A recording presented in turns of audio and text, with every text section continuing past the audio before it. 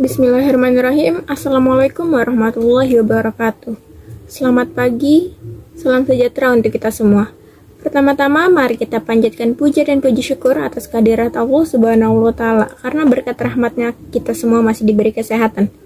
Yang terhormat kepada Bu Purwatiningsih selaku dosen pengampu mata kuliah bisnis. Perkenalkan, saya Dwi Nola Laila Febrianti dari kelas 02 SAKP 011 ingin mempresentasikan inti dari makalah yang telah saya buat dalam bentuk PPT. Yang pertama, apa sih itu nambel kelambi? Damel dalam bahasa Jawa artinya membuat, sedangkan kelambi adalah baju. Jadi, nambel kelambi adalah usaha yang bergerak dalam bidang jahit baju. Namun, kami tidak hanya melayani itu. Kita bisa modifikasi pakaian, kustomisasi pakaian, reparasi, ataupun yang lainnya, selagi berhubungan dengan pakaian. Selanjutnya ada alasan atau latar belakang mengapa Damel Kelambi didirikan.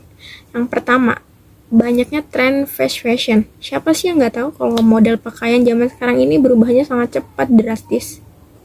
Yang kedua, ada fleksibilitas waktu. Damel kelambi tempat produksinya masih di dalam rumah, jadi bisa untuk disambi untuk hal-hal yang lain. Yang ketiga, ada target pasar yang luas. Selagi ada manusia itu membutuhkan baju atau pakaian, karena itu merupakan kebutuhan primer. Yang terakhir ada modal yang murah. Untuk membuka Damel kelambi diperlukan 10 juta ke bawah, di mana itu tergolong murah untuk membuka suatu usaha. Selain latar belakang, Damel kelambi memiliki tujuan. Di antaranya, yang pertama, membantu khalayak untuk mendapatkan pakaian yang diimpikan. Yang kedua, meningkatkan jumlah pelanggan. Yang ketiga, mengembangkan kemampuan yang kami miliki. Dan yang terakhir adalah untuk membangun merek. Selanjutnya ada analisis SWOT dari Damel kelambi. Yang pertama, strength atau kekuatan. Produk kami ini berkualitas tinggi karena kami selalu melakukan pengecekan ulang, pengecekan bahan, dan lain-lainnya. Yang kedua, ada weakness atau kelemahan. Karena kami baru berencana, jadi karyawan kami hanya satu, jadi belum terlalu bisa untuk menciptakan banyak produk. Yang ketiga, ada opportunity atau peluang. Karena tadi, seperti yang dimention dari pertama kali, kalau di sekarang ini banyak banget tren fast fashion, dimana itu kan cepet banget modelnya berubah. Jadi kami berinisiatif untuk mendirikan Damel kelambi ini. Selanjutnya, penerapan 7P yang dilakukan oleh Damel kelambi. Yang pertama, produk atau produk kami berkualitas tinggi. Yang kedua, price atau harga. Kami sudah menghitung semua pengeluaran yang kami keluarkan dan kami sudah lakukan riset pasar, dan harga yang kami patok adalah harga sesuai dengan pasaran yang ada. Yang ketiga, place atau tempat. Lokasi kami sangat strategis, di mana dekat dengan tol, atau jika ingin melakukan pengiriman ke luar kota, jadi lebih cepat. Yang keempat, ada promotion atau promosi. Promosi kami akan dilakukan oleh dua, yaitu ada online dan offline. Jika online, kami akan melakukan lewat sosial media seperti Instagram, TikTok, Facebook, dan yang lainnya. Kalau lewat offline, kami akan lakukan lewat mulut ke mulut dan cetak brosur. Selanjutnya ada people atau orang. Sumber daya manusia yang kami miliki itu selalu berpengalaman, di mana sudah menjahit kurang lebih dari 10 tahun. Terus ada proses. Setiap perusahaan pasti memiliki tujuan. Untuk mencapai tujuan tersebut, maka harus dilalui proses yang bagus. Kami menerapkan SOP kepada semuanya tanpa memandang apapun. Yang terakhir ada physical evidence atau bukti fisik. Nanti akan kami lampirkan di terakhir video. Selanjutnya, target pasar Damel kelambi. Damel kelambi kan perusahaan yang bergerak di bidang jahit pakaian, di mana manusia memerlukan pakaian. Maka dari itu target pasar kami sangat luas, di antaranya sekolah untuk menjahit, seragam, desainer pakaian, toko butik atau baju, bekerja seni untuk menciptakan pakaian yang unik, model atau influencer, pengusaha sewa baju pengantin, keluarga besar untuk seragam jika ada acara-acara besar, klub olahraga untuk mencetak jersey-jersey, dan yang lainnya. Selanjutnya ada strategi pemasaran yang akan kami lakukan. Yang pertama, online.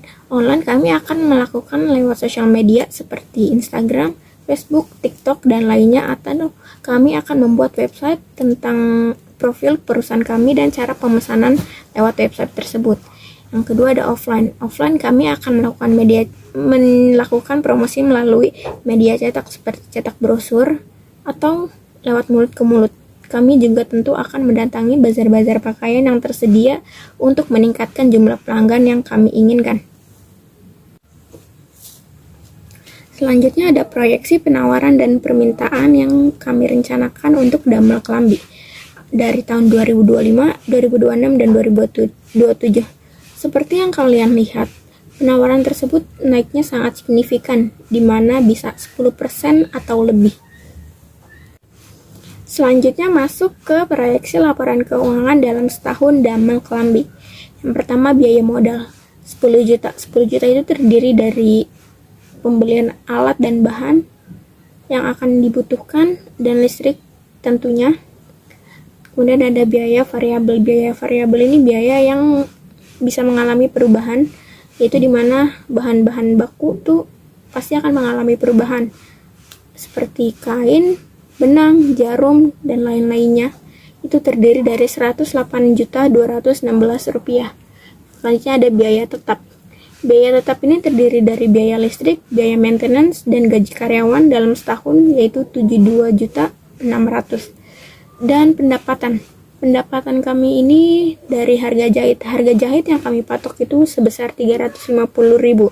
Dan seperti proyeksi penawaran tadi, Damel Klambi mendapat 1.800 jahitan dalam tahun pertamanya sebesar 1.800, di mana 350.000 dikali 1.800 menjadi 630 juta. Yang pengeluaran kami itu pertama dari harga jahit yang belum termasuk keuntungan itu sebesar 200.000.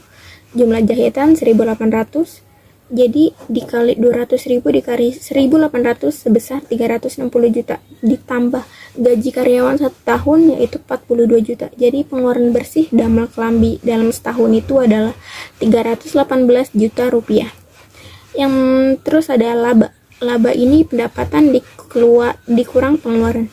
Pendapatan kami setahun itu 630 juta dikurang pengeluaran yang tadi dihitung sebesar 318 juta. Jadi totalnya 312 juta dalam setahun. Nah, terus di sini ada break even point atau titik impas. Biaya tetap kami tadi 72.600. Harga jual per unit itu 350.000. Biaya variabel kami itu 108.216.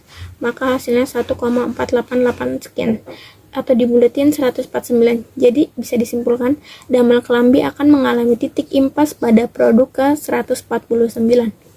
Terus ada analisis kelayakan bisnis, yaitu pendapatan kami tadi di tertera itu ada 630 juta, modalnya sebesar 10 juta, dan maka totalnya itu 63. Jadi Damel Klambi akan mengalami balik modal pada bulan ke-7. Masuk yang terakhir yaitu kesimpulan. Usaha jahit ini kan memiliki target pasar yang sangat luas karena pakaian merupakan kebutuhan primer manusia. Permintaannya tinggi karena kami melayani beberapa jasa seperti modifikasi pakaian, reparasi, dan lain-lainnya. Banyak alasan juga mengapa pelanggan tetap ingin datang ke kami karena kami menerapkan pelayanan yang sangat ramah kepada siapapun. Dan selain itu semua, modal yang murah juga menjadi alasan mengapa kami mendirikannya. Sekian dari saya, terima kasih. Wassalamualaikum warahmatullahi wabarakatuh.